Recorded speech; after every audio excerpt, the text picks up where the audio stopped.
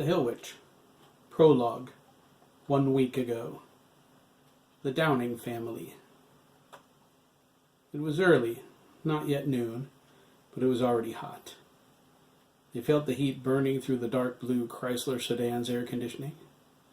Waves of distortion radiated from the hood. The woman in the passenger seat glanced at her husband with concern. He caught her expression and nodded. He looked into the rearview mirror. His mother-in-law met his gaze. Determination blazed in her hazel eyes. They needed her strength and the Lord's guidance. Their family was coming full circle. Destiny was upon them. A whispered prayer escaped his lips. His wife took him by the hand and joined him as they prayed for protection. An albino boy with close-cropped platinum blonde hair and crystal blue eyes lay in the back seat, his head in his grandmother's lap. He sighed. "Are we there yet?" His father tilted the rearview mirror down so his son could see his smile. "It won't be long now, McKee," he replied. "Just rest." He paused at a stop sign and signaled a right turn. "We've waited this long. Patience is a virtue." McKee looked up at his grandmother. "Is there anything we can do? Can we at least warn them?" His grandmother shuddered. She lifted him up. He was 10 years old and as thin as a rail.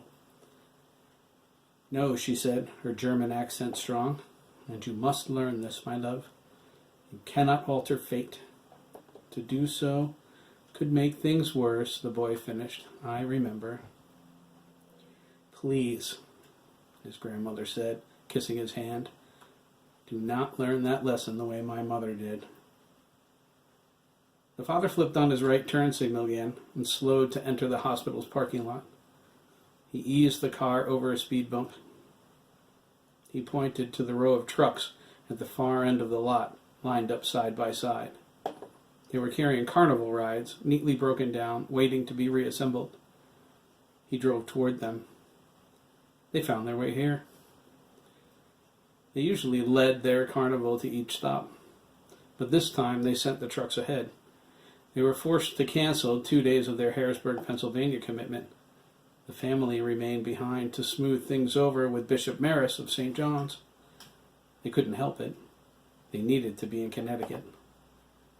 After so many years of desperate searching, they found their quarry. The Lord was guiding them. He would see them through this evil. Their faith in him was unshakable. "Who's that?" McKee asked, pointing out the front windshield. There was an intense-looking man in a suit and a tie with receding brown hair standing by the trucks, his hands on his hips. He wore a flabbergasted expression behind his spectacles. The father pulled up next to him and rolled his window down. The man stooped over, frowning. "Are these your trucks?" he asked. The father cleared his throat. "I own the carnival, yes," he replied. He smiled. "My name is Carson Downing." The man in the suit wasn't impressed. "There must be some mistake," he said. "This is a hospital, not a fairground. We can't have a carnival here." "And you are?" Carson asked, his smile intensifying. The man straightened up. "Dr. Cameron Sativa. I'm the hospital administrator." Carson said, "We left messages for you." Dr. Seaver replied, "I returned them. But the church in Harrisburg said you'd already left." He shifted uncomfortably. The old woman in the back seat, dressed in gypsy attire, was glaring at him. "I tried to warn you. We cannot have a carnival on hospital grounds. The noise, the lights, we have patients to consider. I'd like you to tell your trucks to move on." Carson looked into the rearview mirror. The old woman rolled her window down. She crooked her wrinkled finger, beckoning the doctor to come closer. He gestured with his head. When she didn't speak, he went to her. McKee smiled. Dr. Sativa felt obligated to smile in return. His gaze fell on the old woman, and his breath caught in his throat. The irises of her eyes were glowing with a midnight blue light. "We need to set up the carnival, doctor," she said. Dr. Sativa felt her words as much as heard them. They echoed around him and within him, ricocheting inside his skull. His eyes rolled back. Time is short. Of course, we have your complete support. The compensation we offered is more than adequate. Her eyes dimmed. Her hazel irises returned. Dr. Sativa stumbled, but caught the trunk of the Chrysler. He moved back to the window. As I said, the doctor smiled, time is short. I'll let you get back to your work. He smiled at McKee again. You have my complete support. The compensation you offered is more than adequate. Carson said, thank you, Dr. Sativa. You won't be sorry. Dr. Sativa walked confidently toward the hospital. In the back seat, the old woman gripped her temples and grimaced in pain. Grandma? McKee asked, touching her forearm. Are you all right? It will pass, love, she said. She touched his cheek. Have you had any more dreams? McKee nodded. He took her hand. Death is here, Grandma, he said. He's been waiting for us. The old woman glared at her son-in-law with an urgent expression.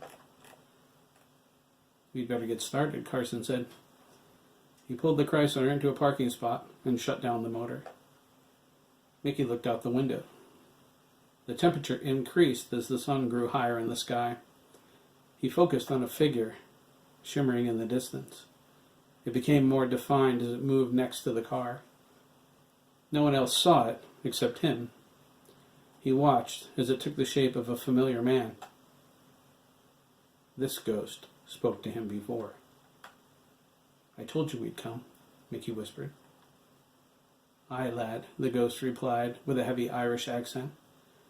I just hope I led you to the evil in time. His sad expression stayed with McKee long after the ghost faded away.